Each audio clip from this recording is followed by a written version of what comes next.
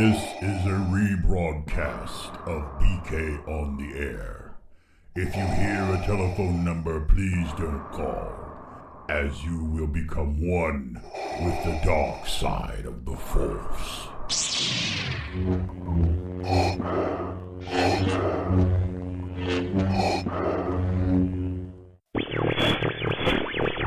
Stand by to receive our transmission.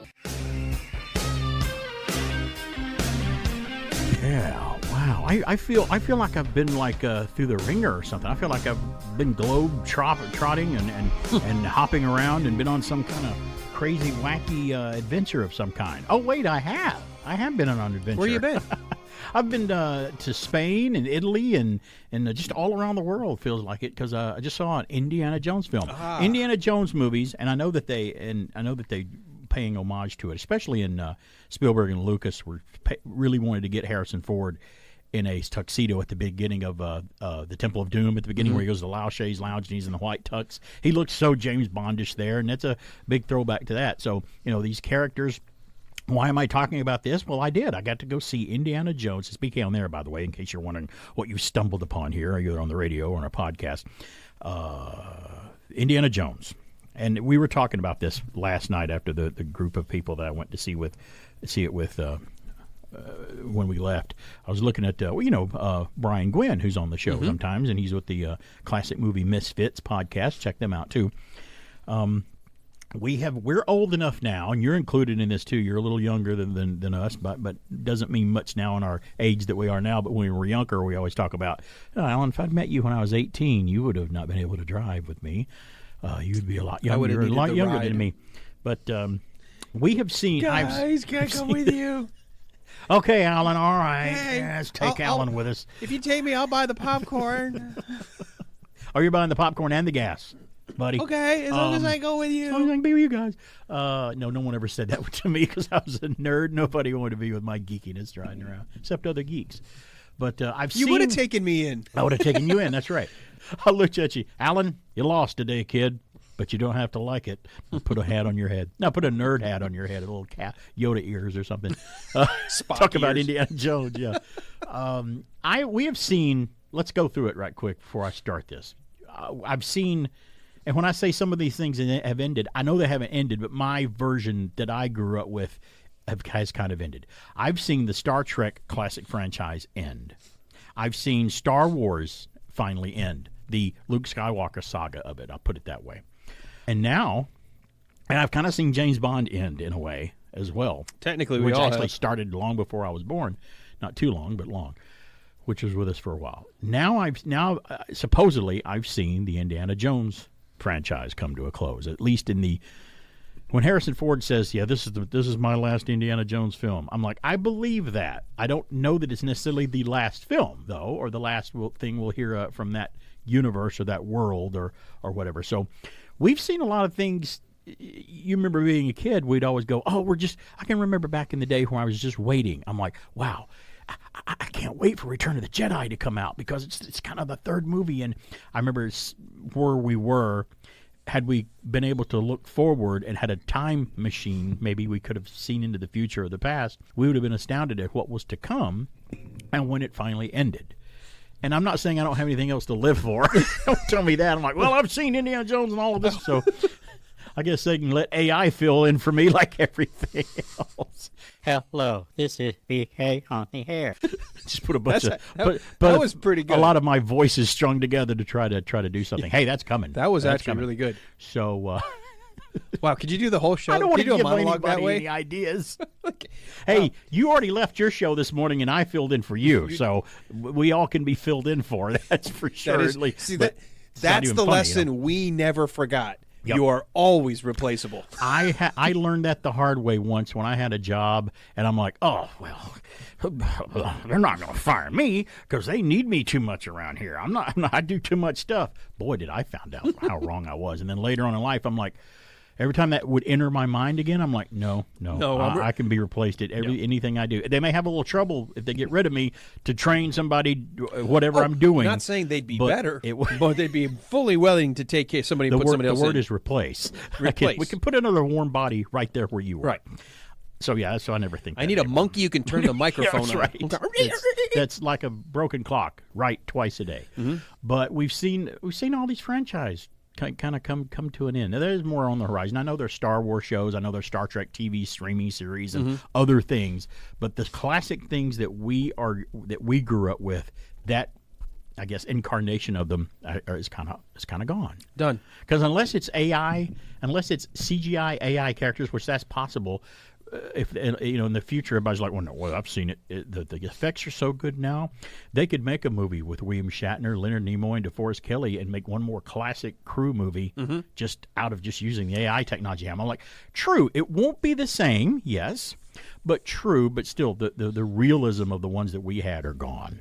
I mean, they're finished, and that's fine. And Indiana Jones is no exception. I just saw the last one of that. 770-386-1450. I got to take a break here soon. Let's take this call real quick. Hey, it's BK on the air. Hello.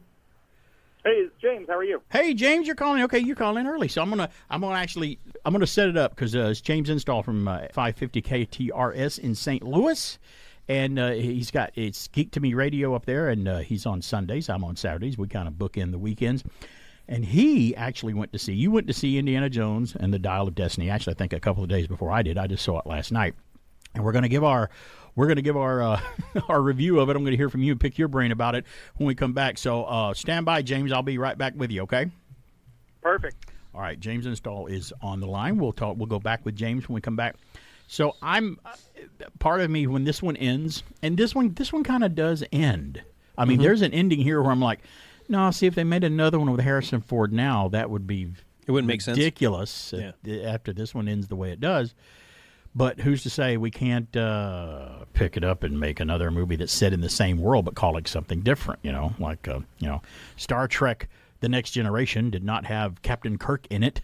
So or Star Wars the Force Awakens. Does he have a little buddy, a little protege? Is there somebody? Actually, really, no. There really Nobody can isn't. pick up from there? Because when I was trying to look at that too, and I'm like, at first I thought, are they going to continue this person? I'm like, no, I just don't know that would work. I don't know if that would work. But hey, Hollywood has made bad decisions before, and they can we get a Laura Croft version of Indiana Jones now? Well, speaking of that, did you see the first Laura Croft with Angelina Jolie, the Tomb Raider? Yeah.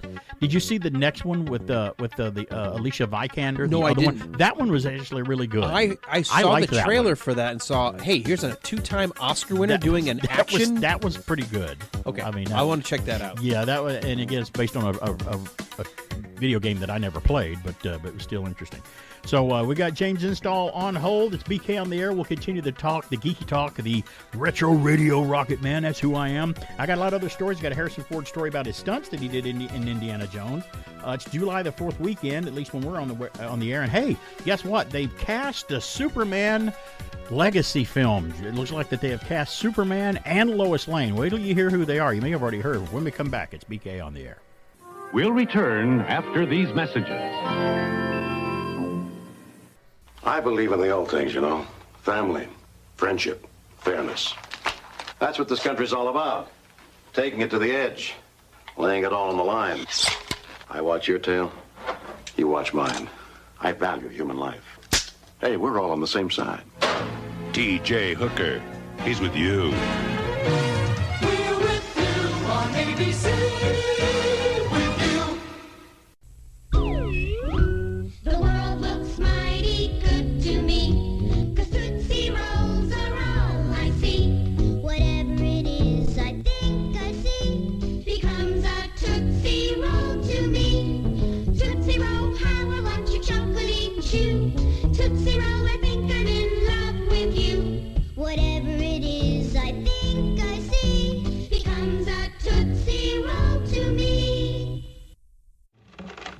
Sorry, miss. I was giving myself an oil job.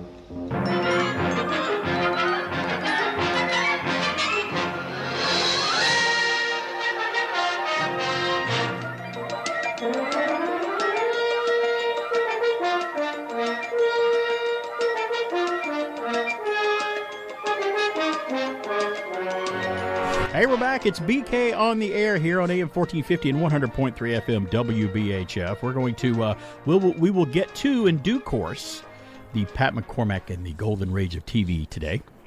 But what I do want to get to today, and we've got him on the line too, we're going to get with James Install here in just a moment. I actually went to see something last night, and we talked about it a little bit, and we'll hit on it as we move forward.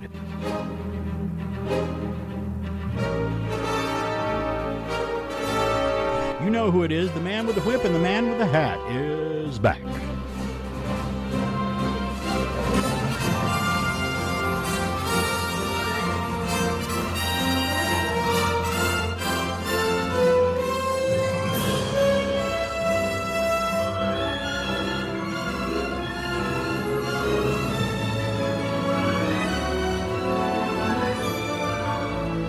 I'm talking about Indiana Jones. That's Indiana Jones and the Dial of Destiny.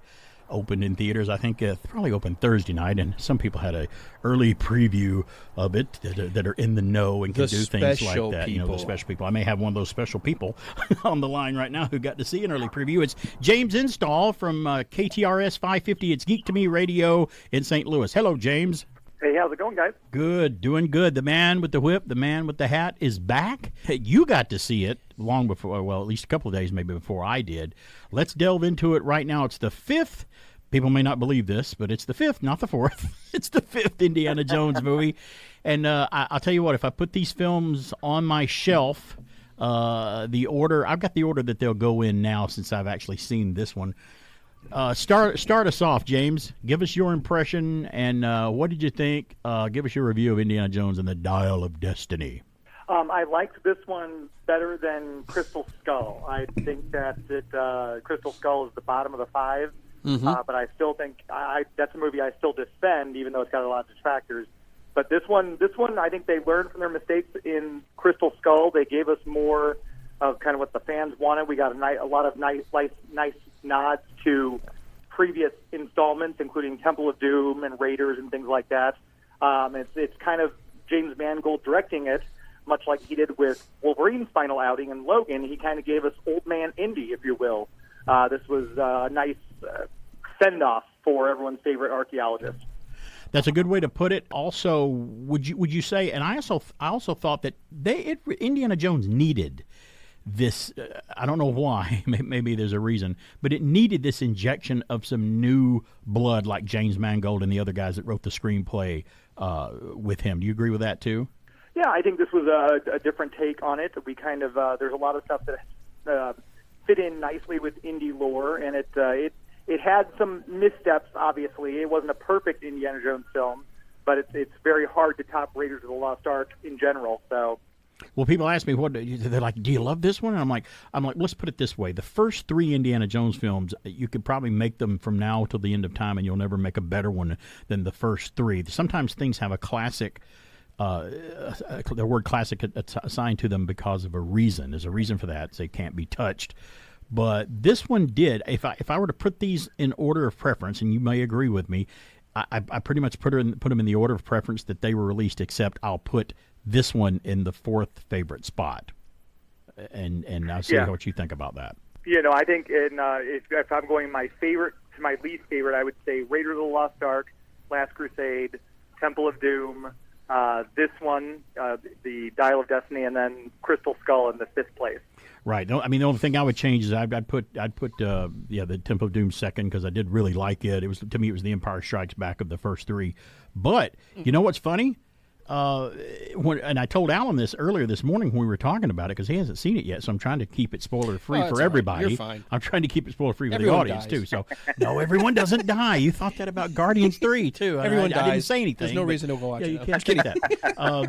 But you think, watching this, you would really think that Steven Spielberg directed it, if you think about it, because I didn't see, as far as the direction goes and the camera angles and the zoom ins and the things he likes to do with Harrison Ford's face in some of the Indiana Jones films, it looks very much like it was kind of directed by Steven Spielberg. And I think James Mangold may have done that on purpose, or maybe he was channeling him or something. So what did you think about that?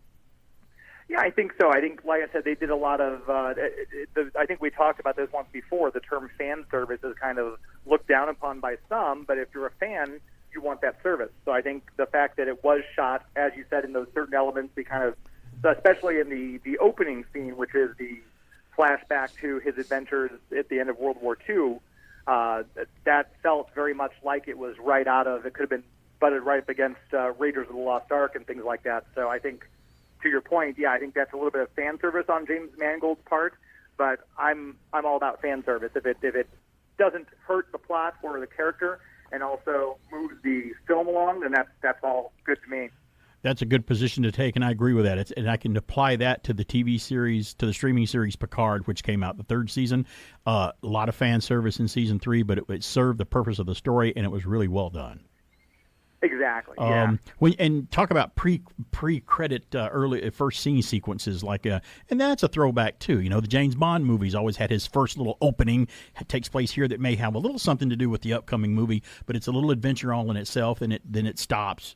Ends, he goes, he's okay, show the title sequence, and then we're into the Bond adventure. I would argue that the pre-credit sequence or the early sequence at the beginning of this film is probably one of the best parts of the movie. It was really well done.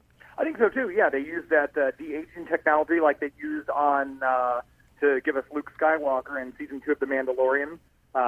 We kind of got to have that little flashback to the past, and I kind of like that. They did a pretty good job with the Harrison Ford part too. They did, yeah. A younger Indy, yeah. I think the technology's slowly coming along. It seemed like it was a little bit better than we got with Governor Tarkin in Rogue One and Princess Leia in Rogue One. But I think that it was good. I like this aspect of it, and seeing another World War II Indy adventure.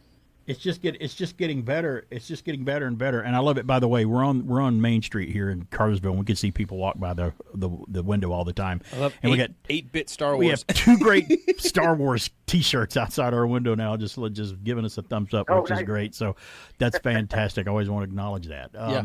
Well, and John Williams is back too, by the way. I mean, John Williams, Alan and I have this saying that John Williams scored, he's the soundtrack of our life, movie-wise. I mean, as much as I love Jerry Goldsmith and he's my favorite, John Williams is, he's still going, and he doesn't, you listen to his scores even over the past 2 or 3 years, considering his age, and I don't want to use age as a derogatory term here of saying anything bad about someone. But yeah, especially the older we get, we're not going to say that. But what I'm trying to say is he's still got it. He really does. And this is a great soundtrack backdrop to this, by the way. And I want to say something about the complainers complaining about, I can't believe that we're watching Harrison Ford run around and jump around, in his 70s or 80s doing some of this stuff that he's doing. People, don't discount people because of their age. And I'm not saying that just because I'm getting older, because we do a newsflash segment here on BK on the Air. You listen to it, and Alan and I are constantly reading stories about, 90-year-old person breaks a record doing this or doing that, skydives, does this, does that. Weightlifting. There's people in their 80s doing more than Alan and I can do right now. So don't disqualify because of age. We were watching Roger Moore in his last James Bond movies was getting on up there in A View to a Kill, but he was still doing it. And I didn't have not for 1 minute did I ever stop and go, wow, he's way too old to be in a Bond movie. That never comes into my brain for some reason, because number one, it's a movie. It's entertainment. Right. And it's fun. I also think this movie got back to the archaeology and the past and history and learning a lesson, really, kind of, believe it or not, like the series Young Indiana Jones. That played a lot into this film too, because we globe trot a lot in this one as well, and learned a lot about Archimedes and a lot of things like that too. You noticed that as well, I'm sure. Yeah, no, I like that they brought the little map thing back where it's got the little red line tracing their travels on the map. We kind of always had that in Raiders and in Temple of Doom and Last Crusade and everything, which was kind of nice to bring that back. We didn't get that one in the 4th movie that I recall anyway. But to your point, too, about getting older, Harrison Ford, I know in King of the Crystal Skull, wanted to do several of his own stunts. I'm not sure how much he did in this movie, but same with Roger Moore in A View to a Kill. He liked to get in there, throw his own punches, and do as many of the stunts as he possibly could. And just to your point of getting older, it's one of those things where while we may see our on-screen heroes age, the score of John Williams, that's timeless. He can keep doing soundtracks well into his 90s if they'll let him, because that's just some timeless music right there. And and you're right, and I'll also say the way this film ends, the ending kind of catches you by surprise. It caught me by surprise, but the way this movie ends, I was totally satisfied with a wonderful ending. This movie does have a great ending, in my opinion. Yeah, no, they bring it home really well. I think it's for indie fans. I think it's it's going to be very satisfying to see the ending of this, how it ends. It's you kind of are on the edge of your seat there for a minute, like, how is this going to end? Right, I still didn't know. Bring it home really nice. They do a great job of bringing it home. I think The new characters they introduced are serviceable. They're very good. I didn't dislike any of them. I didn't have that sensation with Shia LaBeouf, unfortunately, in Kingdom of the Crystal Skull. But the other characters in this, the young kid, and we got to see Antonio Banderas, and a lot of the characters that they introduced. And then we got to see fan favorites like Sala. He comes back, right? Which was kind of nice to see. So I can now safely say that Sala is always in the best of the Indiana Jones movies. That's true, he is, yeah. Well, it's always good to hear from you and compare notes with you on movies and whatnot. And let's just say that this is the best fourth and fifth Indiana Jones film. James, together. Very quickly, you gave us a scoring for Flash last time we had you on. If you had to rank this 1 to 10, where does this fall as a ranking? I'd give this one, I'd say a 7.5 out of 10. Really? Nice. He's 1 point ahead of me. I gave it a 6.5, which is pretty close, so that's agreeable. 30 seconds, James. Tell everybody where they can hear you and where they can find you out there. Yeah, we're every Sunday night at 10 o'clock Eastern, 7 p.m. Pacific. You can find us on ktrs.com/stream. You can listen to us there live. Also, follow me on Twitter and Instagram at GeekMeRadio. I appreciate it. My Retro Geeky Weekend pal, it's James Install. I'll talk to you next time, buddy. Appreciate it. Thanks so much. Take care. All right, bye-bye. There you go, Bye. James. After these messages, we'll be right back. You're going to run into somebody new at Taco Bell. Who are you? He's Batman. And Taco Bell's got him. On 4 collectible Batman cups.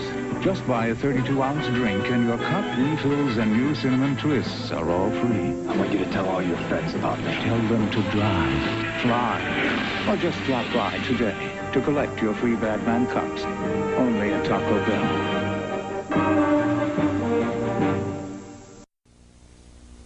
Listen, somebody's in the galley. Captain Crunch. It's true. You can't get away with a crunch. Cause the crunch always gives you away. And now, the Captain Crunch padlock and key. You snap it together and lock up lots of things, like your lunchbox, a drawer, your dog, and more.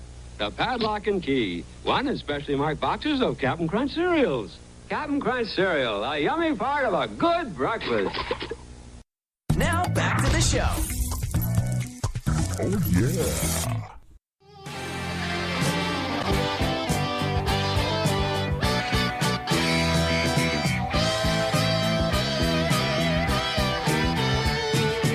Hey, we're back. It's BK on the air here. I want to thank James Install for calling in and adding his voice to the Indiana Jones and the Dial of Destiny review with me. Alan and I talking off the air. You got to see, we might hit on it later in the show today, but you got to watch finally the 4K remastered version of Star Trek, the motion picture from 1979, which actually I got to go see in the theater, which was even better to see it up on the big screen.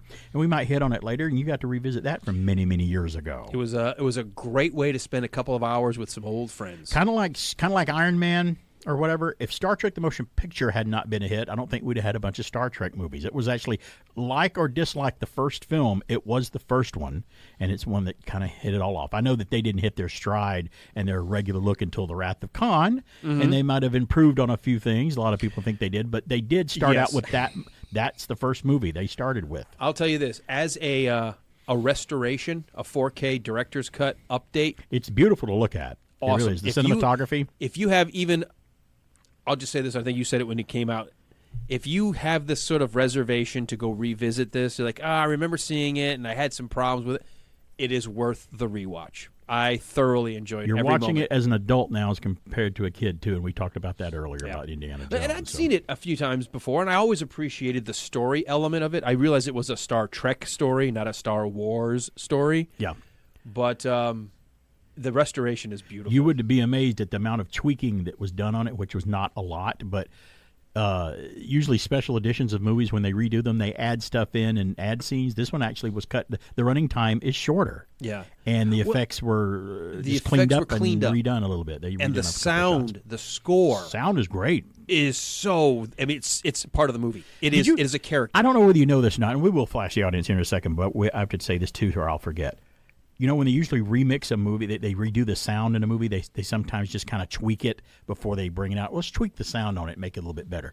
They took that movie and took every bit of the element of the sound and built it back in from the ground up and rebuilt the entire soundtrack of that film from nothing back up to what you hear now. It sounded amazing. It was when I've got my home theater and it's And my wife's coming down going, You got can good you speakers. turn that down? It's a little loud. I'm like, no, I am not turning this down. Sorry. Yeah, it's really good. Sorry. What was that saying? Too loud, you're too old. She goes, I'm going to kill you. Go work out in the garden. Go outside. All I'm right. just going to turn this. We can talk more later, but let's get to our news flash. I've got the first news. I thought you were going to say it, so I went ahead and played it. Sorry. Hey, it's better than being late. I think early is better than late. You know what I'm saying? Well, that's true. Well, unless you're on death row. right. I don't want it to be. Or, no, don't come and get me yet. Or I'm planning a party and I gave everybody the wrong start time, and I'm like, we're not ready yet. I'm not dressed. All right, I've got the first news. Hey, 2 for the price of 1. There you go. All right. A pair of pilots and a repair technician took a 6-seat plane for a flight and successfully landed in 48 states in under 48 hours. Delta A350 captain Barry Benfeld said he was inspired by another pilot's Guinness World Record attempt to make his own attempt at visiting 48 states in 48 hours. He enlisted Delta A321 captain Aaron Wilson to be his co-pilot and Thomas Twitty, who served as with Benfield in the Navy, to be their in-flight repair tech. The trio took off in a 6-seat 1980 PA-32R Piper Saratoga from Michigan and landed at one airport in each of the 48 contiguous states, finishing in Maine. The team finished their journey with a time of 44 hours and 7 minutes, beating their goal of 48 hours. They celebrated the end of their journey by spelling out 48N48 in the sky. The team said they are now seeking a Guinness record for their accomplishment. When I first read that and thought about it, I'm like, I guess that's not too. That's not a. And I started thinking about it. I'm like, no, that is pretty quick. That was a pretty. Think about it. You have to every airport. You got to land. You got to then Right. fuel, and then you got to get back up and go to the next airport. You have to have You had to have 48 flight plans. You had to make sure that everybody knew where you were by FAA regulation. So it was no small feat. Not just flying. You're landing and then taking back off, and that means you have to taxi and you have to wait for your turn. So once you put it all that way, whew, I'm out of breath. Yes. It was a big feat. I got the next news. Again from UPI. A life-size version of Barbie's classic dream house is being listed for overnight stays ahead of the release of the Barbie movie. I saw a trailer for that on Indiana Jones last night. The Malibu dream house, located in, guess where? Malibu, California, is listed on Airbnb for 2 one-night stays for up to 2 guests on July the 21st and the 22nd. So you can still do it if you want. The listing, written by Ken, describes the house as a, quote, life-size toy pink mansion, unquote. Welcome to my kingdom. While Barbie is away, she has handed over the keys to her Malibu dream house this summer, and my room could be yours for the night, unquote, the listing reads. His room? You mean Ken's got a room at the Barbie dream house? That's kind of racy. What's that all about? Well, if you're playing with the dolls, we are in the 2000s. Ken's got to have his own room, though. It's not Barbie's room; it's his own. All right, room. well, that better be his. Or I'm sending my T.J. Hooker action figure over to bust him. Guest will take. I don't have one. I'm just kidding. Guest will get to take home a pair of yellow and pink skates and a surfboard after you get done. The houseboat's amenities, including an outdoor disco dance floor, a swimming pool, and a wardrobe full of Barbie and Ken-style outfits. The house was previously listed on Airbnb in 2019, but this time around it was giving a makeover with even more pink paint in honor of the upcoming film. Booking is available starting July 17th. Barbie arrives in theaters on July the 21st. By the way, I had a news flash. Remember, I think it was either last week or week before last about they ran out of pink paint, I think, in England where they were filming the sets for Barbie. Because we've got no more pink paint in our stores because the people in the filming Barbie have bought it all. They bought we don't all the have any pink paint anymore. No pink paint. So I don't know if I might stream that, but I don't think I'm going to the theater to see Barbie. I'm sorry. Even looking at Margot Robbie Kidder for 2 hours. looks like they're doing a great Margot job, Robbie. though. Margot Robbie, sorry, Margot Kidder. Sorry. Wrong movie. Margot Robbie looks great in it. She does. But let's put it this way: she looks good in everything that we've seen. Right. I was meaning performance. Oh, okay. But Sorry. But also easy on the eyes. All right, I got the next news. Get myself in further trouble. You know what they say when you're in a hole, stop digging. Barbie. More than 1,100 people donned Dolly Parton costumes in an Irish town to attempt a Guinness World Record and raise money for charity. The Dolly Day event in Listowel attempted to set a world record for the largest gathering of people wearing a full head-to-toe Dolly Parton costume. According to this, organizers said more than 1,100 people donned blonde wigs, cowboy boots, and rhinestone-covered costumes to attend the event, which raised money for Carey Hospice and Comfort for chemo. Eugene Naughton, who has served as Dolly Parton's president of Dollywood since 2019, was among those in attendance. Naughton promised he would share photos from the event with the singer in an attempt to convince her to come visit the town. Officials said evidence from the gathering is being submitted to Guinness World Records, and they expect to hear whether a record was officially set in 8 to 12 weeks. Another Guinness Records. By the way, there was also a shortage at that location of balloons, by the way. I have the next news. This is from Sky News, not UPI, believe it or not. Spanish balloons? A poll by Japan's public broadcaster NHK last month showed 55% of people were wearing masks just as often now as when government guidance was in place during the pandemic, with just 8% having stopped altogether. This is in Japan. But that's a big thing for them. I'm telling you this for a reason, though. Listen to this. People in Japan who become so used to wearing face masks during the pandemic are signing up for lessons to teach them how to smile again. Yeah. What? While the coverings were already common in the East Asian country pre-COVID, with many using them to combat seasonal illnesses such as hay fever, and their use skyrocketed when it became official government guidance to wear them during the worst of the outbreak. We know that here, too. Many people wouldn't be seen in public without a mask, with the practice becoming near universal after the virus emerged more than 3 years ago. Now, with the government having finally lifted its recommendation to wear masks in March, Himari Yoshida was among those who realized they had rather forgotten how to go about life without them. I hadn't used my facial muscles much during COVID, said the 20-year-old. Now she's hired services of a smile instructor, saying it's good exercise and will help her prepare to enter Japan's job market. So there we go. What am I supposed to say about that? Well, I'm smiling, but you can't tell. Good taste. What is good taste? Let me put it this way. If you've got it, you don't have to shout it. And you certainly don't show it like this.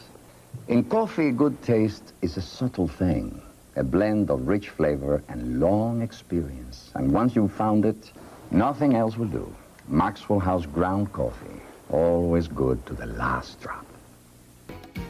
Roaches are tough. We steal food. Fleas are tougher. We bite people. Steal food. Bite. The toughest thing about roaches and fleas is getting rid of them. Tougher. Toughest. But now there's Raid Roach and Flea Killer, specially formulated to kill roaches and fleas dead. Raid's tough stuff. Raid. Raid Roach and Flea Killer kills roaches and fleas dead. I don't believe in magic. But a few times in my life I've seen things I can't explain. And I've come to believe it's not so much what you believe, it's how hard you believe it.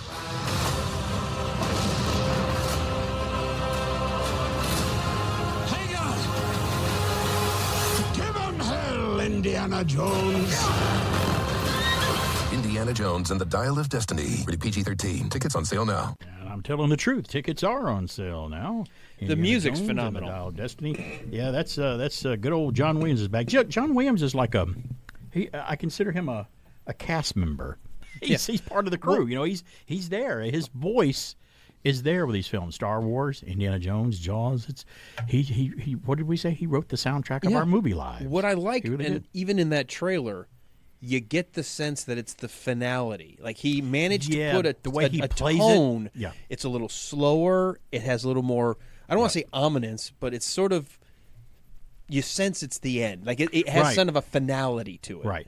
And if you're familiar with the first 3 film soundtracks, or first 4, if you want to even throw Crystal Skull in there, he pays homage when something's referenced to something that you know in Indiana Jones. He brings that theme back in there. Good.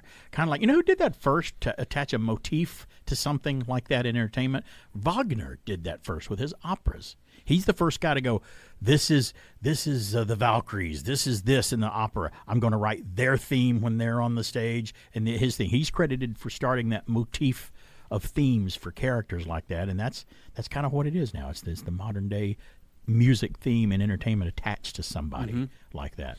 And there's a great, and again, not giving anything away, but there's a cool scene where he's having to walk up this cave wall, and Phoebe Waller-Bridge, she plays his goddaughter in it. She plays Toby Jones's his character's daughter, and Indy became her goddaughter when she was born. They're walking up this thing, and she's like, "What are you doing? Keep going," And he's like, "Would you mind waiting a minute? I'm thinking." And he's like, "Oh," she's like, "Go ahead. You like you never crawled up a wall before." He's like, "Yeah, but you know what? I got a pin in my arm, and I got a sciatica, and I got a disc out of place." And he says how old he is, and he also says, "And I've also, you haven't been shot at 20 times, and you haven't been made to drink the blood of Kali and become a zombie." And he starts referencing all these things. I'm like, yeah. Yeah, I get it. That's it. You relive Remember that, what they say in the first one. It's not the years. It's the mileage. That's right. And there's even kind of an homage to some of that in this as well. You'll see when I say it. I don't want to give anything away. But it's just there's a transition scene, though. We talked earlier with James Install about how they open the film. And they do open it with like all the other indie films. Something's going on at the beginning. Like at the beginning, he was after the gold idol with Alfred Molina at the beginning of Raiders. And at the beginning of Indiana Jones and Temple of Doom, he was recovering the ashes of the ancestor of Lao he was She. Supposed to be getting paid. And getting paid for that. So that's his pre-credit sequence there. And then in the Last Crusade, we saw a young River Phoenix playing him as a kid on an expedition with the Boy Scouts in the deserts out west to get the Cross of Coronado, which belongs in a museum, by the way. This one opens with a kind of a sequence adventure, which has something to do with the Dial of Destiny artifact that they're looking for on a train during World War II. Mm-hmm. So that's where your deep fake, looking like Indiana Jones. And the reveal is great because they got Indy captive at the beginning, and all of a sudden they have a burlap bag over his head. And when they pull it off, all of a sudden you're like, oh, it's young Indy. They show the scene in the shot in the trailer even. Mm-hmm. But when you watch it, after that's done, you kind of switch to 1969, where this movie takes place, because Indy he may be either thinking about that or dreaming about it. You think, and he wakes up. The noise of New York wakes him up in his apartment that he has, because he's a professor at a New York university there now and about to retire. He wakes up. He's fallen asleep in his chair in the living room, and when he wakes up, we just saw younger Indy, and when Harrison Ford gets out of that chair after waking up by the loud noise that woke him up, he wakes up and he has nothing on but boxer briefs. And if you've never seen 80-ish-year-old Harrison Ford, it's just a jolt where you're like, oh. And I looked over at Stacy when in the theater. I'm like, oh my goodness, we're so old. Look at Harrison Ford. He's old now. But it was a great transition. I thought it was really jolting. And you'll probably see it. You'll know what I'm talking about when you see it. You're like, oh wow, I'm imagining it already. Wow. Oh geez, I both kind of glad I'm seeing him, but not at the same time. Well, speaking of that goes right into this story here. Harrison Ford told Indiana Jones stunt guys in the new Indiana Jones film. He told them to. Well, let me read the article, and I'll have to replace the words when I get to it. For Harrison Ford, the allure of reprising Indiana Jones for a fifth time in the upcoming, or the out now, Indiana Jones and the Dial of Destiny was all about time. Ford will celebrate his 81st birthday in July, just weeks after the Dial of Destiny opens in theaters this month, which is not the typical age of the 2023 Hollywood action hero. That was a selling point for Ford, who told Esquire magazine that he ensured Indiana Jones looked and felt like the old man that we see in Dial of Destiny. Quote, I wanted an ambitious movie to be the last one, Ford said about reprising the role. And I don't mean that we didn't make ambitious moves before. They were ambitious in many different ways, but not necessarily as ambitious with the character as I wanted the last one to be, unquote, he said. One of the action set pieces in Dial of Destiny finds Indiana Jones riding a horse through the streets of New York City during the 1969 ticker tape parade to celebrate the moon landing. In fact, they have the astronauts in an open convertible car riding through New York during the parade. As he was finishing up filming the scene, Ford felt the hands of 3 stunt workers spotting him from the ground as he was on horseback. Quote, Harrison Ford, I thought, what the like I was being attacked by gropers. I looked down and there's these 3 stunt guys there making sure I didn't fall off the stirrup, Ford recalled. They said, oh, we were just afraid because, blah, blah, blah, blah, blah, blah, blah, blah. And I said, leave me the alone. Leave me alone. I'm an old man getting off a horse, and I want it to look like that, unquote. He told them. So leave me alone. When you see the film, you'll see that that's exactly what he was trying to do, and it comes across on screen. See, I as appreciate an old man. that. I think that would be a better selling point to me because they tried to make him look like he was still the action hero in Crystal Skull. Right. He wasn't talking about being an old man yet. Right. And he was. And you and I have talked about being old in films. Even Roger Moore got a lot of flack for still taking James Bond maybe further than he should have.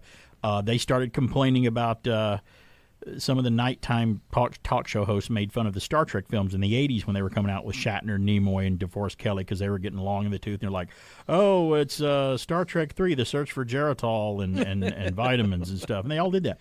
And I'm like, be careful when you start complaining that someone's too old to do something because, and again, we're not saying it because we're old, getting older. I mean, we are. Everybody is. But I'm saying it because don't discount people from their age. Sure, someone old can't do a lot of the same things they did when they were younger, but you can still do stuff. Right. It's been proven that you can. And we are. Older people are. Let's talk about the side trail. We are a much healthier and we can stay more active and fit longer than previous generations. We know more. Right. Well, Ford's age did show itself at time during the film of the movie. He pulled a muscle of his right shoulder during a fight scene with Mads Mikkelsen. He still got hurt, of course. Didn't he break an ankle in Star Wars and the Millennium Falcon or something? He did that as well. The film's production shut down for weeks on the latest Indiana Jones. When it resumed, Ford had to sit out an additional 6 weeks. Quote, well, yeah, I'm also known for shutting movies down because I get hurt, which is not something you want to be known for, Ford says. But hey, happens. So again, he doesn't care, and that's the good thing about me as I get older. I get to where I'm like, I don't care. Sometimes I don't care about, I'll give you my opinion. You ask me something, I'm like, I don't care whether you like it or not. It's my opinion. You asked me for it. He's nearly 81-year-old Ford. He's not slowing down. He's spending time in Atlanta right now. Captain America, New World Order from Marvel, his first movie in the Marvel Cinematic Universe. They asked him, is it fun making a Marvel movie? He went, he said, yeah. I mean, there are tough days and easy days and fun days and all kinds of days. It's a tough schedule, and yeah, it's fun, but it's not a walk in the park. It's not fun. It's work fun. So I'm like, I understand what he means by that. Now, that was new. You did not tell us that I just don't think I got to the whole article last week, so I wanted to I'd forgotten you had said that he's going to be in Captain America. He's replacing William Hurt as no longer General Ross. He's now President Ross. Well, Ford knows how to play the president. He has. He's played him once, hasn't he? Yes, and, on a plane. And very well done, because I loved Air Force One. I thought that was a great movie. I just rewatched it recently. It holds up It does very hold well. up. Gary Oldman's in it as the bad guy. How much better of a bad guy can you get than that? It's great. Because he's great. The score by Jerry Goldsmith, fantastic score, too, by the way. When you talking about action movies, that's a film where the action pieces work. Not a single time do I go, oh, come on.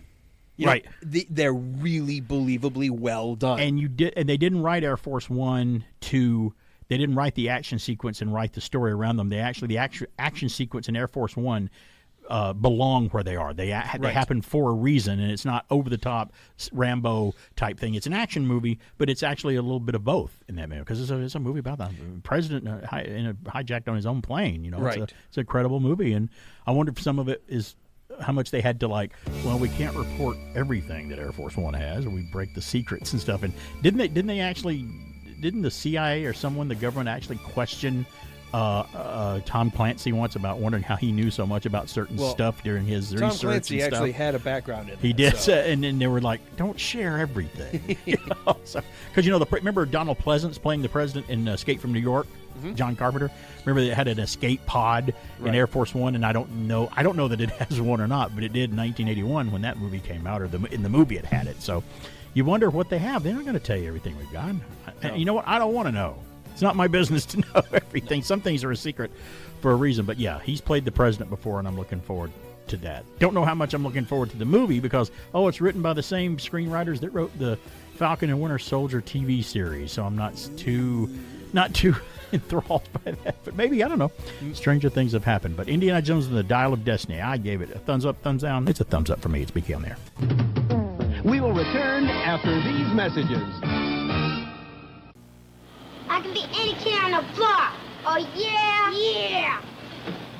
They're slugging it out. A left to the jaw, and Oh, my block is knocked off. But you can press it right back on. It's Rock'em Sock'em Robots. Press this lever. He throws a right, the other a left. Knock his block off. You're the winner. Wait till next time. You can Rock'em Sock'em with the Rock'em Sock'em Robots by Marx. Hey, world, who do you take traveling? MasterCard. And me.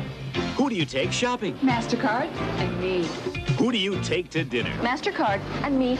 And me. MasterCard and me. We can do it all. MasterCard's the only credit card I really need.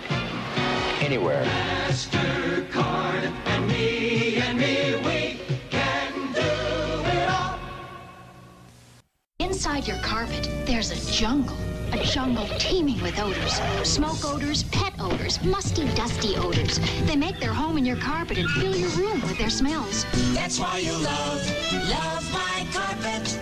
The new Rug and Room Deodorizer from the makers of Lysol products. Just sprinkle and vacuum.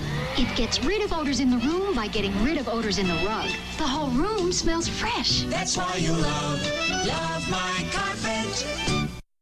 If I were human, I believe my response would be, go to hell. Hey, look out, we're back. It's BK on the air here on AM 1450 and 100.3 FM WBHF. I want to remind you, if you miss it, if you miss the show or you come in on half of it or you don't understand it or whatever the heck's going on, Alan was talking earlier this morning about how a lot of people have to make sure their voices are okay because there's allergies and flu going around and stuff like that. And the last thing you want to do in radio is lose your voice. Well, people wish for me to happen to me all the time. Please, let him lose his voice. Please, it'll be a godsend. Just let him. Well, that's not exactly true. We missed 2 weeks ago. We missed a Saturday 2 weeks ago, and there was actually some people calling and complaining and let us know about it. Yes, which I thought that's a nice warm blanket feeling, like a little warm blanket hugging you. It feels good. It feels good to know we were missed.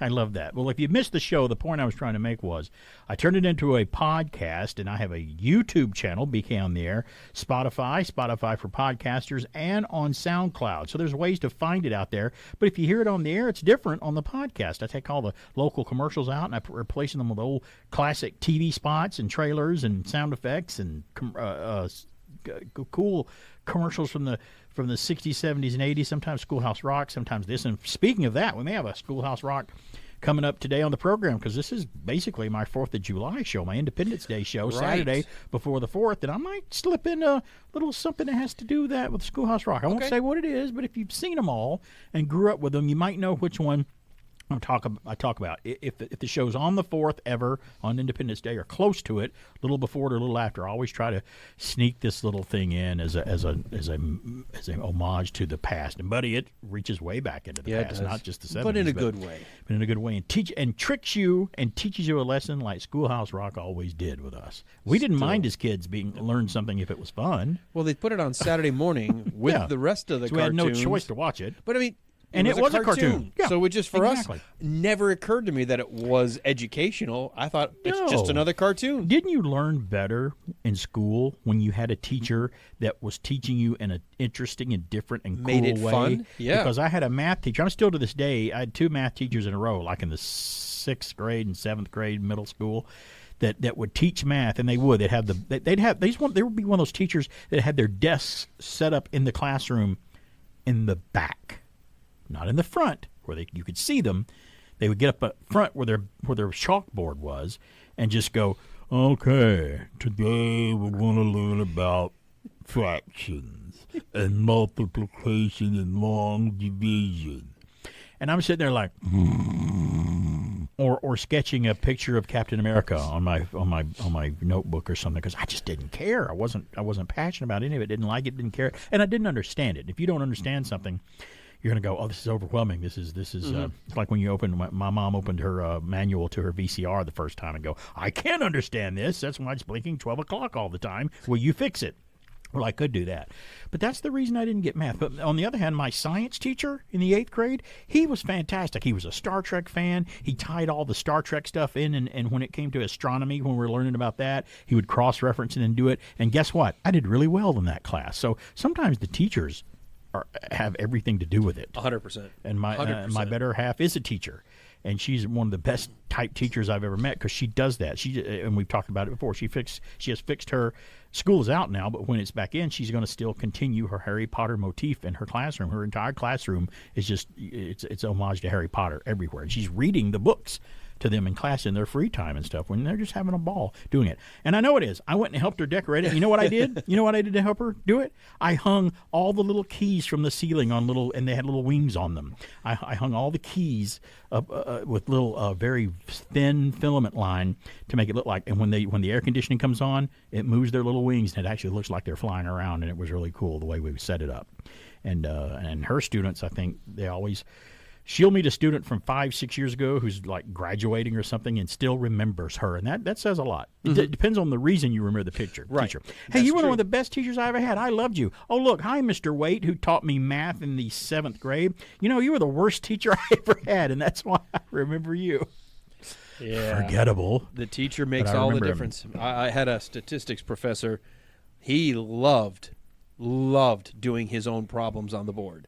So much so that we saw his back more than his front. Oh, see, that he was doesn't- one of those people that when he started, and it was old chalkboard still, Yeah. he'd turn around and there'd be chalk on his stomach because it'd been was- rubbing on the board. He was either that close or had that big of a belly, one or the other. I'm going to give out the number 770-386-1450 if you want to give us a call. Have you seen Indiana Jones? If you want to talk about anything I've been talking about or add to it, give me a call. Also, by the way, I think the IT, back when the internet and computers were really coming into the workforce, I mean, they slowly were coming in the 80s, but I remember in the 90s, early 90s, mid-90s, that's when a lot of people really started having them, and Netscape Navigator, and you had email for the first time in 1994 and 5. That's when I had it for the first time. And it reminded me, the way you talked about some of these teachers, it reminded me of some of the IT guys at your business. If you had a big business or something, I'm like, hey, I'm having trouble opening this email, or I'm having trouble doing something, and the IT guys would and here was their favorite thing to do.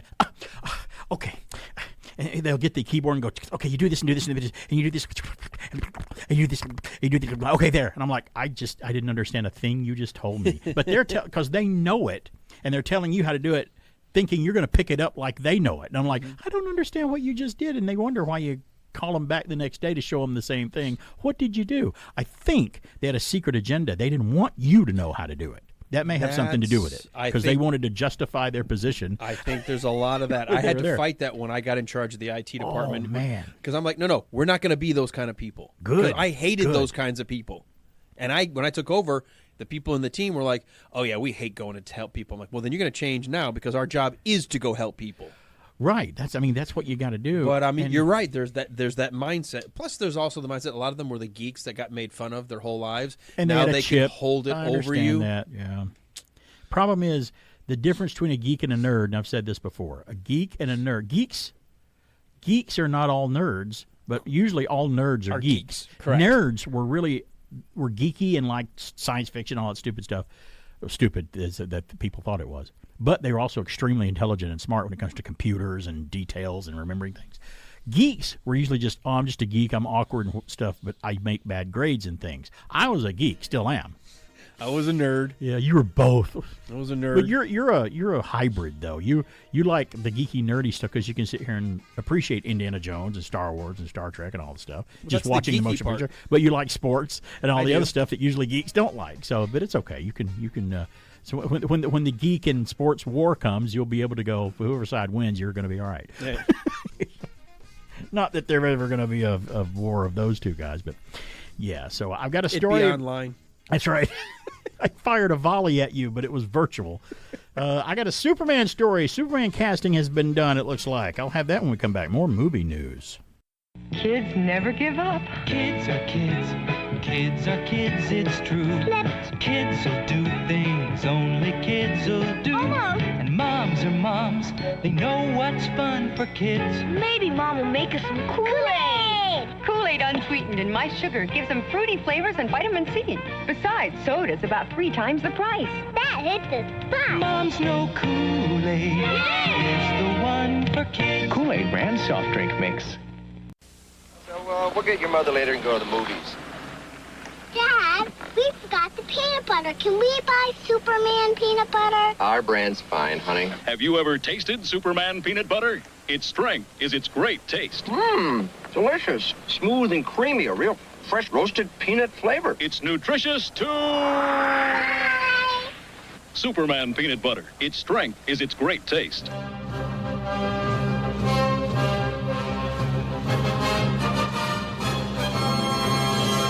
How about that? Another John Williams theme, Superman from the first, well, they're all the same theme used in all the first original ones and came back from Superman Returns, directed by Bryan Singer.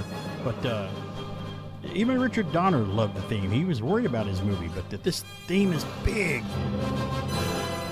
Richard Donner was watching his first cut of Superman the movie from 1978, and he goes, I'm worried about this film. Everybody wanted me to deliver, and we've done things in it we've never done before. And I'm sitting in the editing room, and he's like, I guess it's all right, but I got the music mix on it now. Let's watch it with the music. And he says when it comes up at the beginning, and it's like, he's like, it's just there, and it goes, da, da, da, da, da.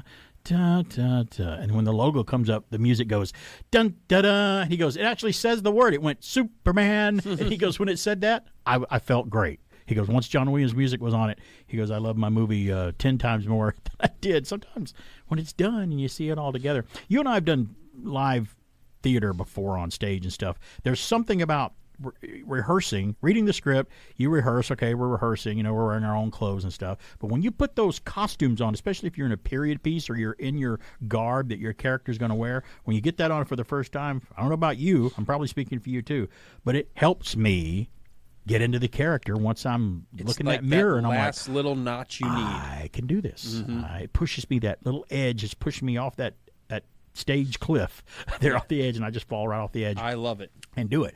And that's how he felt when he heard his music. And I think a lot of people, a director puts a movie together and goes, all the elements aren't there yet. And you have to have it. You have to see it, because sometimes preview audiences, and they'll look at it and like, okay, we're going to watch the movie now. But it has no special effects in it. It's only going to have a big slate that comes up that goes, explosion here. Right. So-and-so here. He says, you've got to fill that in a little bit when we're watching it, because we're working on that. You have to really see it that way when you're watching it, because you could feel pretty bad seeing it for the first time. I heard the first cut of Star Wars was disastrous for Lucas. He's like, this is just, the crew doesn't even believe in what I'm doing here. It's terrible. And Jaws was even worse, with stuff. But look how those two movies turned out once everything was mixed in. There were some very good happy accidents. There were, especially in Jaws. Well, I got this story here. The reason I played Superman, well, one of the reasons I just love it, because it's John Williams. And we've been talking about John Williams, scoring Jaws, and he scores Indiana Jones, and he scores Jurassic Park's movies, and the theme for that, and other composers have taken it up and used his theme, and then Superman as well. I've told people, you go to Universal Studios in Florida, it's a John Williams park, you're going to hear his music in every corner of the park. I have a story here from People.com. Superman Legacy is the new film that they're working on, pre-production. They've actually, I think, decided on the casting already. The article starts off with, it's a bird, it's a plane, it's a new Superman movie. Recently, Warner Brothers and DC Studios announced that David Corenswet, or Sweat, I'm not sure how to pronounce their names because I'm not familiar with this actor, but I did look up some scenes that he did on YouTube just to see what he's like.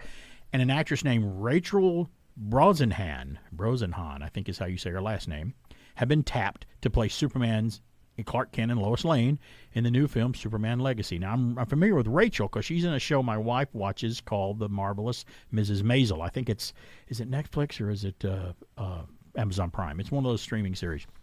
But she has when I saw those two people, usually when I hear a new casting thing, I'm like, oh, not that person. Oh, I don't know how good he's going to go. News of the upcoming project was first teased in late 2022, and we've talked about it on the show, amid Henry Cavill's confirmation that he would be passing on the cape as the superhero was officially announced in March 2023. No more Henry Cavill as Clark Kent and Superman. James Gunn, who has previously noted that his Superman will be younger than in his 40s, which is why DC Comics set out for a search for a new actor. That's what I've also heard about the new James Bond. He's going to be a younger actor so they can, I guess, keep him for a while is what that means. So all these people that are wanting Henry Cavill to play Bond, including me, I think he'd be a great one. I don't think he's going to be chosen now because every year that goes by that they don't choose one, which I don't know how long, many more years are going to pass before they finally do it, he's going to be older and older and older. So I don't think it's going to be him. The co-writer with James Gunn previously stated that the new Superman film focuses on Superman balancing his Kryptonian heritage with his human upbringing. And they add Superman represents truth, justice, and the American way in this new movie. He is kindness in a world that thinks kindness is old-fashioned. That's what the tone of this movie is. And the more I hear that, the more I'm like, bravo, good. I like where you're coming from already on this, because Superman is not dark. Batman is dark. I think that's but Superman is, the charming element of Superman the movie, when being interviewed by Lois Lane on the top, and she's Right. like, "Do you really believe all this stuff?" Like, she's like, truth, justice, and American way, and all that stuff. Yeah. And he goes, yeah, that's the way to live your life, or whatever Right. he says. She goes, well, you're going to be fighting every politician and person Right. in power on the whole planet. I He's love like, it okay. because you have this sense of Yeah, that's someone what who's you do. just a good person. Yeah, you have Superman on DC side, and you have Captain America on the Marvel side. Those are the two really great. They're not dark characters. I call them bright characters. They're bright. Their costumes are bright. They have bright ideas, lofty ideas. Previous reports state that the script for Superman Legacy will focus on the character's life as a cub reporter in the fictional city of Metropolis. So they're going back to kind of redo Superman. It doesn't look like they're going to start with his origin on Krypton, which is fine because we know that already. I think it was a good move on Marvel to do that with Spider-Man when they brought Tom Holland in, not to show how he became Spider-Man. We don't need another. Remember Mad Max Beyond Thunderdome? We don't need another hero by Tina Turner. We don't need another origin movie with some of these people. We know how they became the hero. I mean, Tom Holland, his Spider-Man films, it just came out in conversation with him how he became a spider. He goes, yeah, well, I was written by a spider and blah, blah, blah, now I got all these powers. That's all we needed because we already know. Right. I mean, it's good to do a origin movie. Tobey Maguire's, that was good. The first one was great that they did that because there hadn't been a Spider-Man movie at all at that point. So, Well, there's only you a don't count the horrible 70s TV TV show. one? Movie, yeah. Even as a kid, I thought the TV Spider-Man wasn't that. That's all we had, though. He doesn't shoot ropes out. He shoots webs out. What is he doing? So there you go. So I'm kind of looking forward, and the guy who's playing Clark Kent that they chose, I went on YouTube and looked at some scenes from a couple of films that he's in. I was not familiar with him at all. I'm like, okay, he has the look. I like it. It gets my stamp of approval, at least now, right now. So we don't know anything until they make the movie, as you well know. Well, James Gunn's a very good writer, and he's a very good director. He is. So I have hope.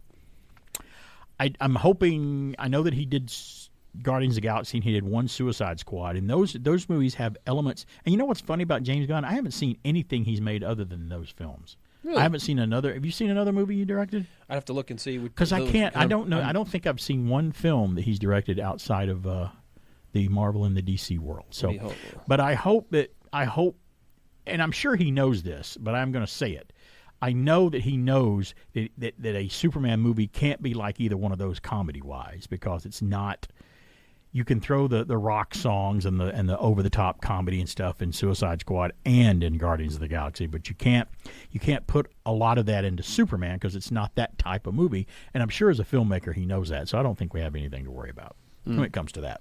So 770-386-1450 is our number. I got a story here from Geek Tyrant, and I don't even know if Alan has heard about this, but I'm going to do it. It's another story about AI creeping into things, and this is interesting because I thought, well, this is not movie making. This is this is kind of movie selecting.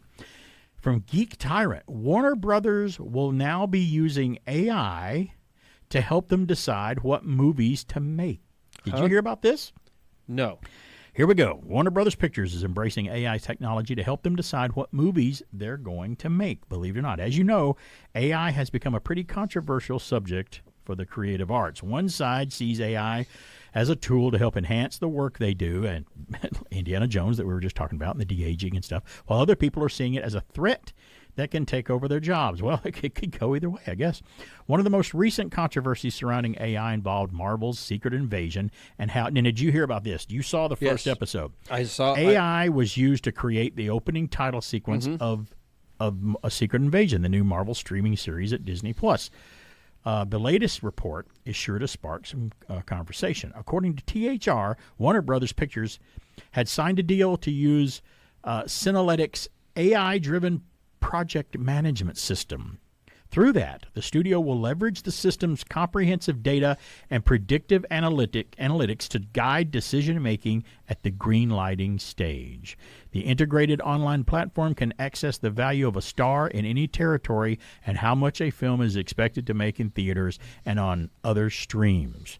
Now, it sounds like they're just letting AI do what people used to do. They had people sit around trying to do that, obviously, before they pick a project. Mm-hmm. Tobias Quaiser is the founder of Cineletic, which was launched 4 years ago and raised $2.25 million in 2018 from TMB Media Global while signing deals with Ingenious Media and Productivity Media. Quaiser said, "The system can calculate in seconds what used to take days to assess by a human when it comes to general film packaging, evaluation, or a star's worth." He also added, artificial intelligence sounds scary, but right now an AI cannot make creative decisions, which is good as it's crunching numbers and breaking down huge data sets and showing patterns that would not be visible to humans. But creative decision making, you still need experience and gut instinct. Yeah, but for how much longer, though? That's the thing. That's the problem. You know how fast computers outpace themselves. Imagine how quickly the technology is outpacing itself for this AI. Yeah.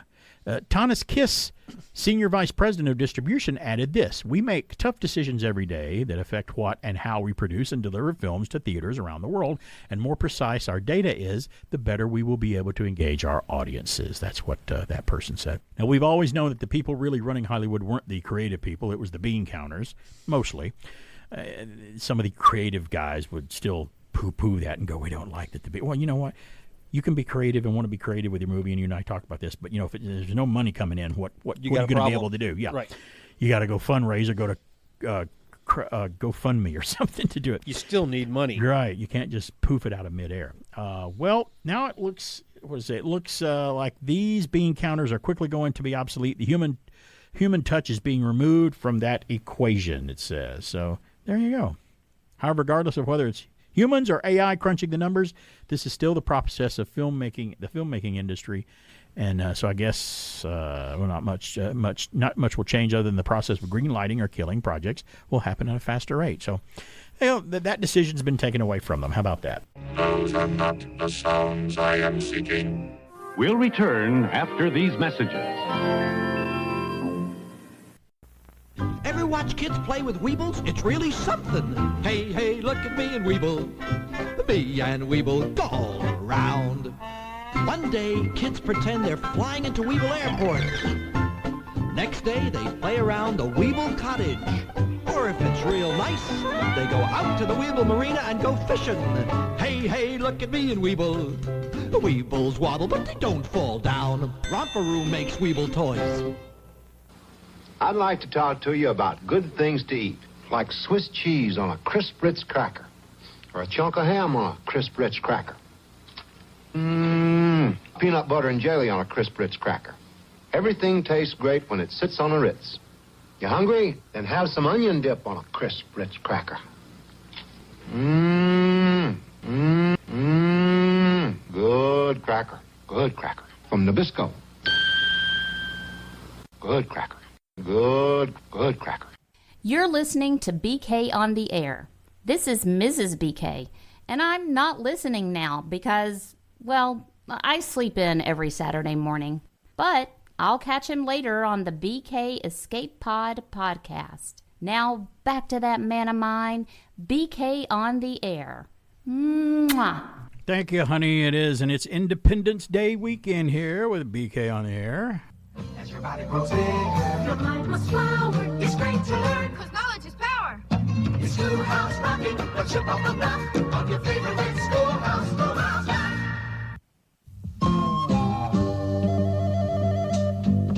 Rocking and a rolling, smishing and a splashing over the horizon. What can it be? The pilgrims sailed the sea to find a place to call their own. In their ship Mayflower, they hope to find a better home. They finally knocked on Plymouth Rock, and someone said, "We're there." It may not look like home, but at this point I don't care. Oh, they were missing Mother England. They swore their loyalty until the very end. Anything you say, King, it's okay, King. You know it's kind of scary on your own. Gonna build a new land the way we planned. Could you help us run it till it's grown? They planted corn, you know, they built their houses one by one. And bit by bit they worked until the colonies were done. They looked around, yeah, up and down, and someone said, hooray! If the king could only see us now, he would be proud of us today. They knew that now they'd run their own land. But George III still vowed he'd rule them to the end. Anything I say, do it my way now. Anything I say, do it my way. Don't you get to feeling independent, 'cause I'm gonna force you to obey. He taxed their property, he didn't give them any choice. And back in England, he didn't give them any voice. That's called taxation without representation, and it's not fair. But when the colonies complained, the king said, I don't care. He even has the nerve to tax our cup of tea. To put it kindly, King, we really don't agree. Gonna show you how we feel. We're gonna dump this tea and turn this harbor into the biggest cup of tea in history. They wanted no more mothering land. They knew the time had come for them to take command. It's very clear you're being unfair, King. No matter what you say, we won't obey. Gonna hold a revolution now, King, and we're gonna run it all away with no more king. We're gonna elect a president. No more king. He's gonna do what the people want. No more king. We're gonna run things our way. No more king. Nobody's gonna tell us what to do. Rocking and a rolling, smishing and a splashing over the horizon. What can it be? Looks like it's going to be a free country. Independence Day coming up. It's BK on there. A little schoolhouse rock for you. No More Kings. Kind of takes us through one part and takes us all the way up to that. And I think it's pretty fitting because I try to play it every year. You know, No More Kings. And George Washington didn't want to be one. That's the thing. When he was elected, he goes, I don't want to be another one of the kings that we had. Look up the history. Take a trip to Williamsburg if you get a chance. Alan just got back from a very patriotic trip to Williamsburg, and you went to Gettysburg too, didn't you, in Washington, D.C., and saw quite a bit just a couple of weeks ago. So Independence Day's coming up. It. Yeah. July the 4th. Don't just barbecue hot dogs and hamburgers and stuff. That's fine if you want to do that, but we always say recognize, especially if it's Veterans Day, Memorial Day, Independence Day, and I don't always just refer to it as July 4th. That's just saying the date. It's right. Independence Day. That's what it is. July 4th just happens to be the date that it falls on. Recognize what you're celebrating for and not just making an excuse to either be off or on vacation or to do something. I don't know about you, but I don't get July 4th off. I work, so that's not one of those that I take off and get off. So. Do you not know where I work? Yeah. Yeah. We both work. If it's a holiday, I'm here. It's okay. There's nothing wrong. You're just on July the 4th on Bartow's Morning News. You'll just talk about some Independence Day stuff. I'm sure you'll get it in there. We will truncate it, though, because it's Tuesday. We'll end about 8:45. The parade. The parade's at 9. That's right, here in Cartersville. So we had a caller off the air call me and ask about there's a new movie coming out called Asteroid City, and I saw a trailer for it when I went to see Indiana Jones. It's directed by Wes Anderson. And Alan has pulled up some, and I'll have to admit, I'm not that familiar with Wes Anderson's work. I've known some of his movies, and I can't remember if I may have seen one or two films, but you'll have to start with his career and tell me about some of his films he's directed. They're all quirky, and they all have an interesting way of not only being edited but shot, almost like they're live-action cartoons in places. Like the Royal Tannenbaums was one. Like the Coen Brothers movies, like that, right. Something like that. In the sense where you can kind of you either like the Coen Brothers or you don't. Right, and I love the Coen Brothers movies. Now name off some of his films. Let's see if I've seen any of them at all. Okay, like the one that really put him on the map was Rushmore. Okay, have not seen that. Okay, the Royal Tannenbaums. Have not seen that. The Life Aquatic with Steve Zissou. That. I may not have seen any of these. All right. I've heard of them, though. I've heard of all Hotel of them. Chevalier? Nope, haven't seen that. Okay. I know The Life Aquatic. A lot of people are big fans of that movie. He did direct a cartoon The Fantastic Mr. Fox. I remember the movie, but have not seen it. So far, I'm batting 0 on this so far. Moonrise Kingdom? Nope, haven't seen that. I may not have seen one Wes Anderson film. How about, let's see, The Grand Budapest Hotel? No, heard about that one. Heard it's great, but I haven't seen it. Isle of Dogs? It's bad. No, I haven't. The French Dispatch? Nope. And then Asteroid City. No, that's all of his films. Well, no, there was a couple of commercials and things there, but those are the big ones. That's his latest is Asteroid City. Again, it looks quirky. The trailers make it look really weird, and Tom Hanks is almost unrecognizable in it. But, okay, how many of those have you seen? I've seen Hotel Budapest. I saw... I didn't see Rushmore, which I thought I had, but when I was looking, I was like, no, I must be thinking of something else. I have not seen one Wes Anderson film. I guess I need to see one, don't I? Because I've seen all the Coen Brothers films. I've seen a lot of other prolific directors' movies and stuff. Watch Hotel Budapest. If you like it, then you might like it, that quirky kind of style of storytelling. So I might like his films if I see that one and like it? That's the one that I think is palatable. Right. Oh, and Steve, there you go. Steve was the caller. He wanted us to talk about Wes Anderson. So Alan has seen some movies by him, and do you like him? You like him as a director? You want to know what your opinion was? I think he's a good director.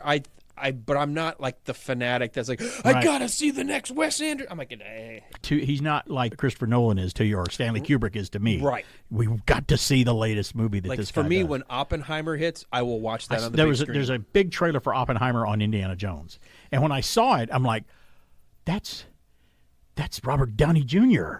playing. He's in old man makeup. Mm-hmm. He's another man that can disappear into a role. He really is. And I'm like, and then I saw it. And I'm like, okay, here's a trailer about the first bomb. I guess they're building for World War II. I guess Fat Man Little Boy thing is what they're doing. And I saw Fat Man and Little Boy, the Paul Newman movie that came out in the '80s. That was the '80s movie about that. And I'm watching the trailer, and it's like.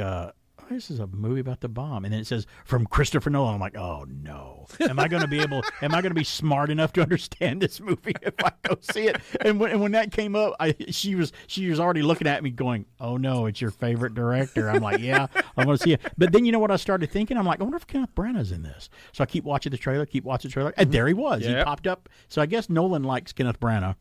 To put him in his movies because he's been in 2 or 3 of them for him, right? Hasn't he been in? He was in Dunkirk. And Tenet, that's right. He was in Dunkirk. And he's in this, so that makes 3. So this one might be a little more maybe approachable subject matter, and he may make it like straight on and not over your head. Because I sometimes when people go, well, Christopher Nolan films, when you watch them, you have to watch them like 5 times, and you have to really examine them with a microscope, and sometimes you can't hear certain scenes. You got to turn the volume up really loud, and he makes these decisions. I'm like, well, it's okay. I can appreciate that. It's his artistic way of doing it. That's okay. One thing you got to get with Christopher Nolan, he loves practical. Real effects. Oh yeah, that's good. I do like that about what he does. When he went to go film Tenet, he goes, I need a 747. Right. And the studio's like, well, we can kind of give it hull and CGI. No. I need to crash one multiple times. And they're like, what? You see the dollar signs in front of our faces? From what I understand, the amount of explosives that they needed to use to recreate the blast wave instead of CG. Oh, really? I just want to see it for that. Wow, and that would be good to see if he uses it for that. If he does use, if there's no digital in it. I'm a Christopher Nolan fan. We all have our taste. We all do like our. But the bottom line is, though, is we do love movies and movie making and whatever it's about, and how they happen to make it or whatever. So there's your little Wes Anderson stuff out there for you, Steve. It's BK on there, and when we come back, we'll have more. I promise.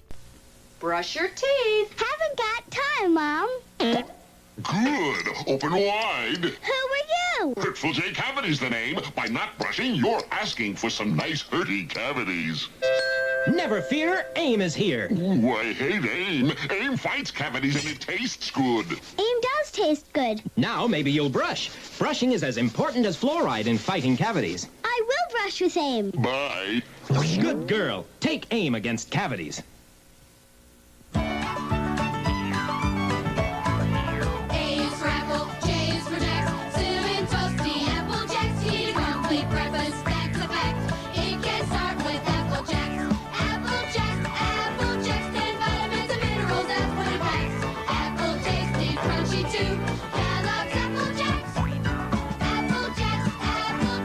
Applejack cereal from Kellogg's can be part of a nutritious breakfast.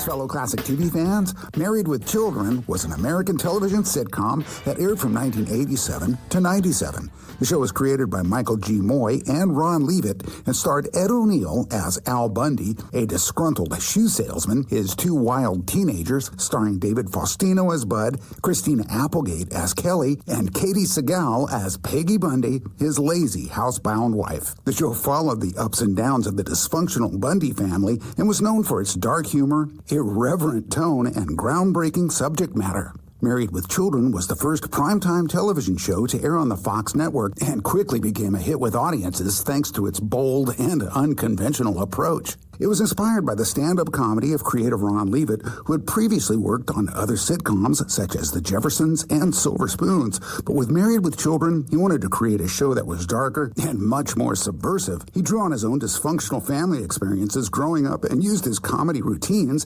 as a basis for many of the show's episodes. Married with Children defied conventions and pushed boundaries, and its bold humor, sharp writing, and talented cast helped to make it a cultural touchstone of the 1990s. This is Pat McCormick with your Retro TV Trivia from the Golden Rage of TV. Be sure to check out my Retro TV Radio podcast, available on most popular podcast platforms. And now back to BK on the Air. WBHF in Cartersville. Thank you, Pat McCormack, for that trip into the Golden Rage of TV. I appreciate him coming on every week with the Golden Rage of TV. And by the way, that's another show that wouldn't be able to be made today, Married with Children. You couldn't do it today. You couldn't do All in the Family today. Right. You couldn't. I mean, there's some that we talk about how sophisticated we are now in our the way we think and the way we do things. And, and some people, we may be more sophisticated, but some people just can't handle some things that they could handle back in the 70s and the 80s. How come that movies got more violent and more dirty, but the words and the attitudes people can't handle, but they can handle all the violence and the killing and stuff? Which is worse? Words or blowing somebody up on the screen? I would think blowing somebody up is worse than that. But apparently the sensitivities of saying things people don't want to have to think about. No, it's so terrible. Don't make me, don't challenge my sensitivities. Let me get to this right quick because we're out of time. Alan's going to tell us a bit about the upcoming Independence Day. I got him to talk about, I want him to talk about the colors of the American flag and what they mean. We'll do that, but let me knock this out. On this day in history, July the 1st, it's the 1st of July. I can't believe it. We're coming right up on the 4th. 1847, the first U.S. postage stamp goes on sale, 5 cents. And 10-cent Washington one in New York City on this day in history. 1908, that's Morse code. You know what I just did? SOS. That's right. The distress signal becomes the worldwide standard for help on this day in history in 1908. 1949, WBRC TV Channel 6 in Birmingham, Alabama starts broadcasting. Why do I report that? Because I used to watch that station growing up in Alabama, Channel 6, and it's still WBRC Channel 6 in Birmingham. I grew up watching it. It was our ABC affiliate. 1967, the Beatles album Sgt. Pepper's Lonely Hearts Club Band goes to number 1 in the United States, and it would stay there for 15 weeks straight on the Billboard chart. Today, 1973, 50 years ago, the number 1 film at the box office was a James Bond film.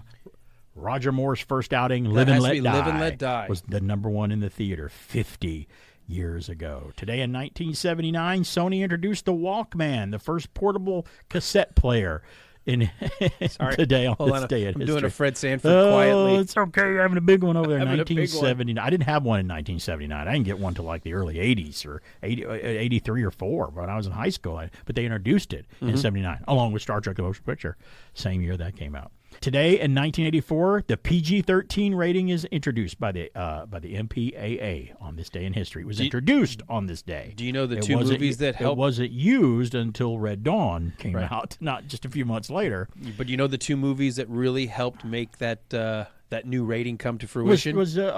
Was Temple of Doom one of them? Temple of Doom was one. Yeah, Indiana Jones. And the other one had to do with a bunch of little green creatures running around at Christmas time.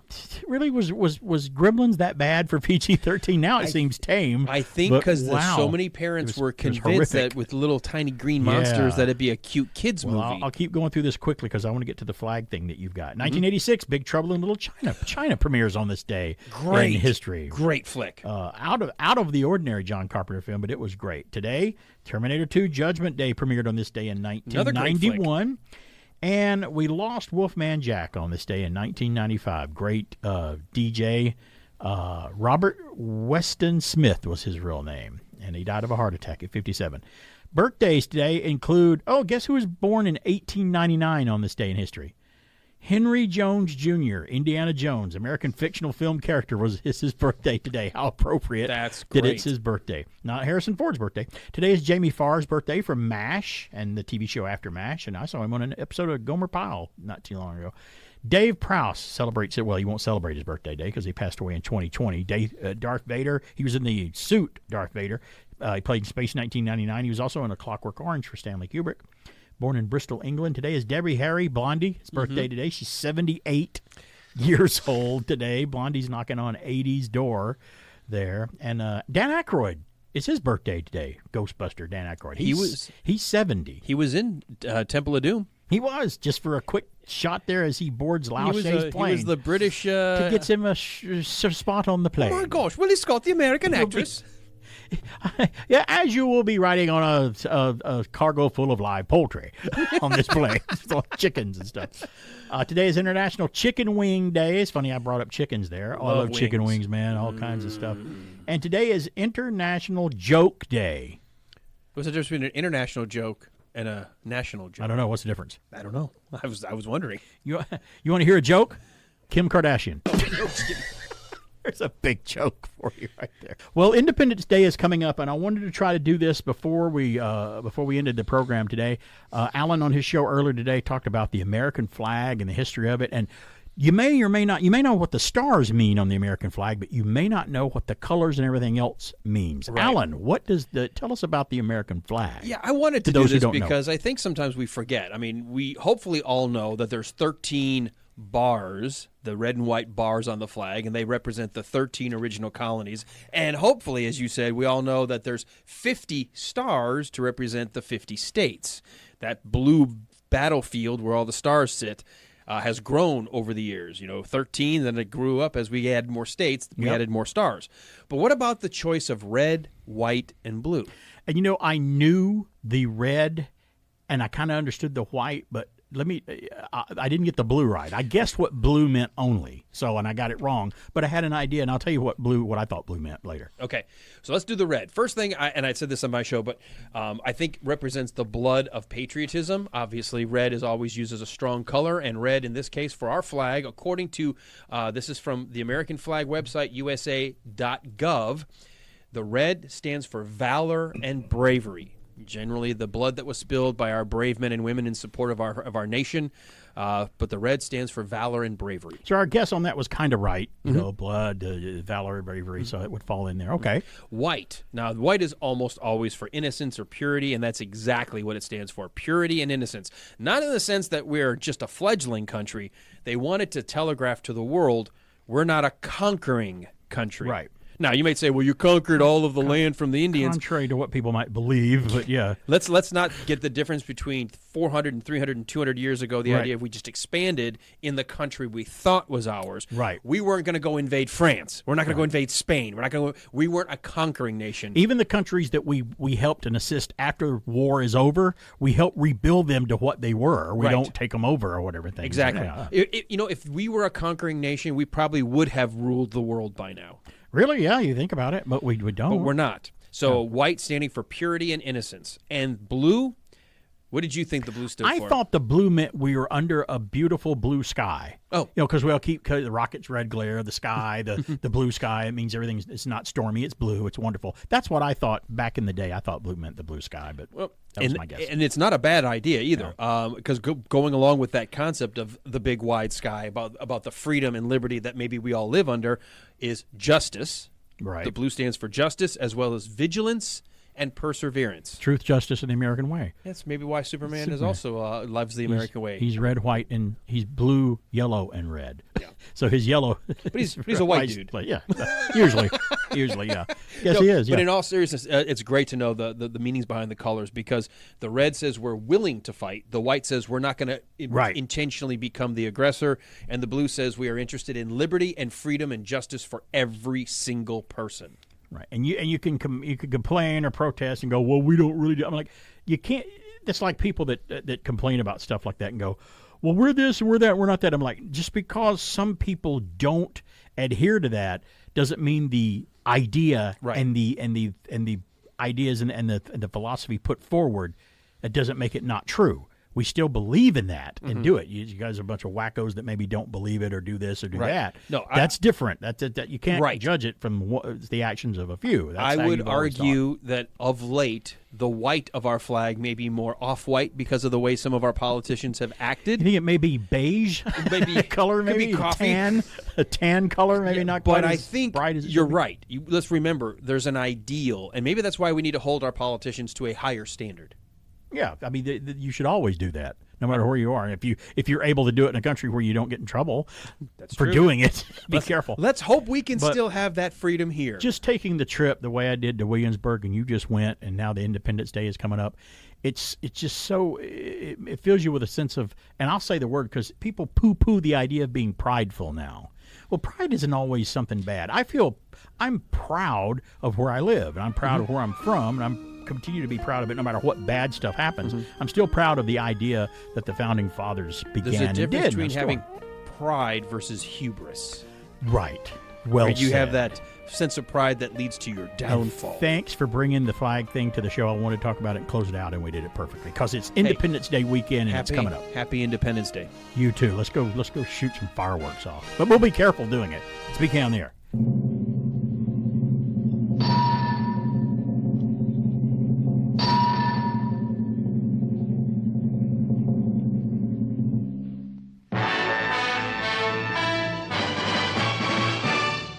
Goodbye.